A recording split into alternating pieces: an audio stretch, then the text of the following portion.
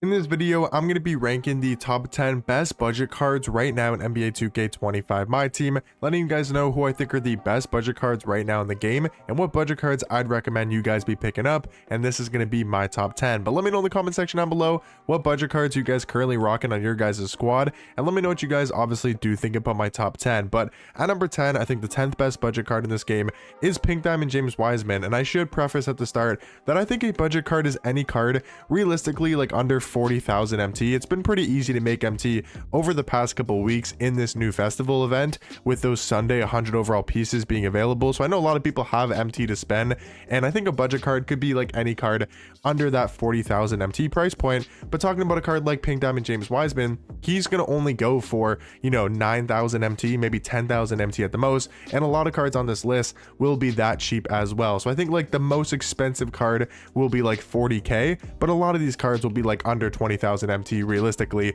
James Wiseman though at number 10 is a really good budget power forward, 6'11" at the 4, 7'3" wingspan. He's going to give you great defense. He has that 95 block, 95 interior defense, good Hall of Fame defensive badges like brick wall, paint patroller, pogo stick, post lockdown, and rebound chaser, which is nice. The only thing about this card that I think is a little bit concerning is the jump shot.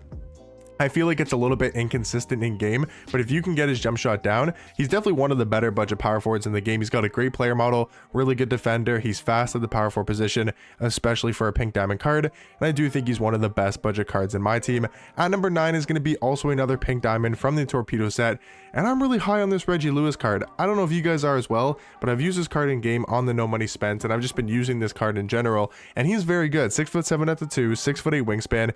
His defensive stats may not look the best in game, but I feel like he plays good defense. He's got good speed, good agility, good vertical. He's a great slasher, but the best thing about this card that I do like personally is I really like this jump shot on very quick timing, the Lonnie Walker base, the Kyle Kuzma upper, like I said, on very quick. And I think his dribble sigs are also amazing as well. He's got that Devin Booker dribble style. He's got the Garland escape, which is one of the better escapes in this game.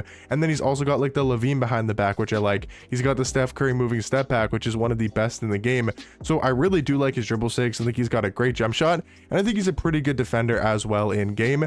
At number 8 though is going to be Pink Diamond D-Rob, and I know this card came out in season 1 and he came out a while ago, but this card is still seriously amazing at the center position. Like if you take a look at his stats, he's a 7'1" center, 7'5" wingspan. We know D-Rob's got a great player model in game. The defense is still really good, 92 block, 96 interior defense, still has an 84 steal, 87 perimeter. His jump shot's also really good, 85 three-pointer, gold set shot specialist, and even his release on normal timing, I still feel like is a great jump shot. If you take a look at his Galaxy Opal card, right? This card's jump shot was also on normal timing, and this Galaxy Opal is definitely better than the Pink Diamond, but I don't think it's by much. And for again 20,000 MT for this Pink Diamond D-Rob card, maybe 25k at the most, I think is really good value if you're looking for a budget center. Now at number 7 though is going to be Pink Diamond Stephon Castle, one of the better budget point guards in this game. I don't think he's number 1 anymore because we'll talk about that card here in a second. But I do think Pink Diamond Stephon Castle is still really good at the point guard position. He's about 15 to 20k. He's gone down a little bit in price over the past couple weeks, but he's still a very good defensive point guard. He's 6'7" at point guard, 6'9" wingspan. You take a look at the defense, he's got 92 steal, 92 perimeter, Hall of Fame challenger, glove, movable forcer, off-ball pest, on-ball menace, and pick dodger. So can play really good defense. He's got that Kyrie Irving dribble style, which is really nice, one of the better dribble styles in this game. And I do like his jump shot on normal timing. I feel like it's pretty consistent.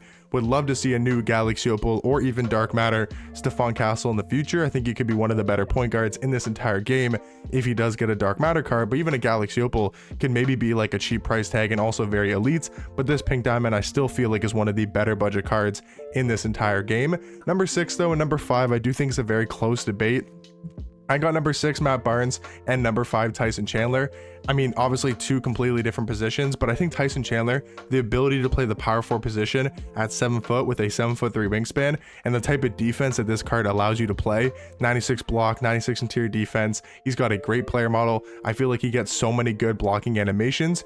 He's a really good defensive card, but for Tyson Chandler, it really comes down to, can you green consistently with his jump shot? Because yes, he only has a 62 three-pointer and his jump shot's on normal timing, but for me personally, I feel like I can green almost as consistent with Tyson Chandler as like the best shooting big man in the game, whether you want to say it's a Wemby or a Kristaps or even a Shaq. I've used that 100 overall Shaq card many a times. I've used 100 overall Kristaps, Pink Diamond Kristaps, and those cards obviously have higher three balls, better jump shots, better badges, but I feel like I'm almost as consistent with Tyson Chandler if I'm left wide open, and that's all you need him to do. He's not going to be hitting contested threes. He's not going to obviously be shooting off the dribble, but if you're wide open with Tyson Chandler, I feel like for me, he's very knockdown and consistent. But if you can't green with him, then yes, maybe you want to put like a Matt Barnes a spot ahead of Tyson Chandler. You know, have Tyson Chandler at 6, Matt Barnes at 5. But for me personally, just because I can hit consistently with Tyson Chandler, I do have him as the 5th best budget card. But Matt Barnes at number 6 is so elite. Like, the jump shot this card has is amazing at the shooting guard position. He's got this Jordan Nwora base with the Kendrick Nunn upper on quick timing, and for whatever reason, it's one of the faster jump shots in this game. He's a great defensive card with a quick jump shot. All around, one of the better budget cards in this entire game. Like I said, Tyson Chandler's at number 5. Number 4, I think, is just going to be a better big man than Tyson Chandler, and that's going to be Pink Diamond Hakeem.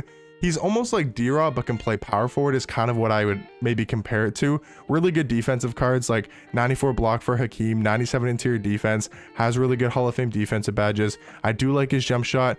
About the same as D-Rob's, maybe I like it a little bit more. Him and Tyson Chandler's jump shots I do feel like are similar. I like both of the releases a ton, but I would just say the thing about Hakeem is probably the ability to play power forward is a reason why he's better than D-Rob. But him and Tyson Chandler, I mean, it's a really close debate. Like, that's how good I think Tyson Chandler is, because he's on that same level as a Pink Diamond Hakeem, who's a really, really good budget card. I got him in at number 4. Number 3 is going to be Pink Diamond Jonathan Bender, and I seriously believe these top 3 budget cards are pretty the consensus top 3 budget cards in the game, at least in my personal opinion. And number 3, I do have Pink Diamond Jonathan Bender.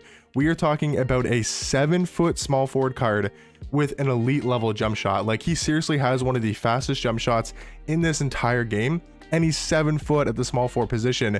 He's got this Montrezl Harrell base, Trae Young upper on quick timing.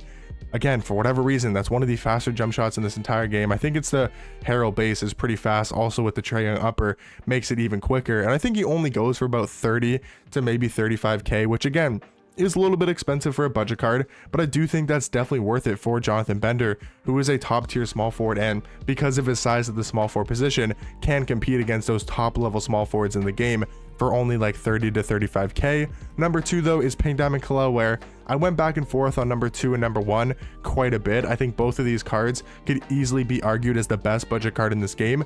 And I do have number 1 Dyson Daniels. Like I mentioned, both of these cards are seriously elites at their position. Dyson Daniels is a 6'7" point guard, 6'11" wingspan, is an all-around amazing defensive card, but has that 99 steal, tons of really good Hall of Fame defensive badges. I love this card's jump shot. But then you also have Kel'el Ware, who's such a good defender, 95 block, you know, more of a paint presence, more of a shot blocker than Dyson Daniels. They play 2 completely different positions. You know, Kel'el Ware, I like that he can play power forward. I think he's a lot better at the power forward position than he is center, just kind of having a little bit low strength, only an 86 strength, and you know, is a little bit of a slender player building game, but he gets so many good blocking animations. I love his defense. I really like his jump shot as well. I think it's consistent. It's not too quick, but it's also not too slow. So I feel like for a majority of the player base can green consistently with Kel'el Ware, but I think both Dyson Daniels and Kel'el Ware are easily the 2 best budget cards in this entire game. But let me know in the comment section down below, what did you guys think about my top 10 budget cards? Let me know what you guys would change about it, maybe some other budget cards you guys would include in this top 10, and I'll catch you guys in the next one. Peace.